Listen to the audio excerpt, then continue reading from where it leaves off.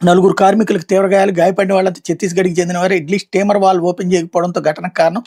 ఓ హోటల్లో ఇడ్లీ స్టీమర్ పేలి నలుగురు కార్మికులకు తీవ్ర గాయాలైన ఘటన ఎల్బీ నగర్ పోలీస్ స్టేషన్ పరిధిలో చోటు చేసుకుంది. పోలీసులు చెప్పిన వివరాల ప్రకారం రంగారెడ్డి జిల్లా కోర్టు సమీపంలో చట్నీస్ హోటల్లో శుక్రవారం మధ్యాహ్నం ఇడ్లీ స్టీమర్ వేడితో పేలిపోయింది. దీంతో భారీ శబ్దం రాగా హోటల్లో ఉన్న కస్టమర్లు పరుగులు తీశారు. మధ్యాహ్నం సమయం కావడంతో హోటల్లో చాలా మంది భోజనానికి వచ్చారు. పేలుడు దాడికి హోటల్లో పనిచేస్తున్న నలుగురు కార్మికులు తీవ్రంగా గాయపడ్డారు. గాయపడిన వాళ్ళని చికిత్స నిమిత్తం వెంటనే హోటల్ నిర్వాహకులు ఎల్బీ నగర్లోని, ఎన్టీఆర్ నగర్లోని ఆసుపత్రికి తరలించారు. ఛత్తీస్గఢ్లోని బలోడా బజార్కి చెందిన జోగేశ్వర్, దయా, సుమిత్, సునీల్ కొంతకాలంగా ఎల్బీ నగర్ చట్నీస్ హోటల్లో కార్మికులుగా పనిచేస్తున్నారు. కిచెన్లోని ఇడ్లీ స్టీమర్ వద్ద పనిచేసే వర్కర్ దాన్ని ఆన్ చేసి వాల్వ్ ఓపెన్ చేయకుండా బయటికి వెళ్ళిపోయాడు. తిరిగి వచ్చేసరికి అది పేలింది. దీంతో అందులో ఉన్న హాట్ వాటర్ అక్కడ పనిచేస్తున్న ముగ్గురిపై పట్టడంతో వాళ్ళు తీవ్రంగా గాయపడ్డారు. మరో కార్మికుడికి ఐరన్ ప్లేట్ బలంగా తగలడంతో తలకు తీవ్ర గాయమైంది.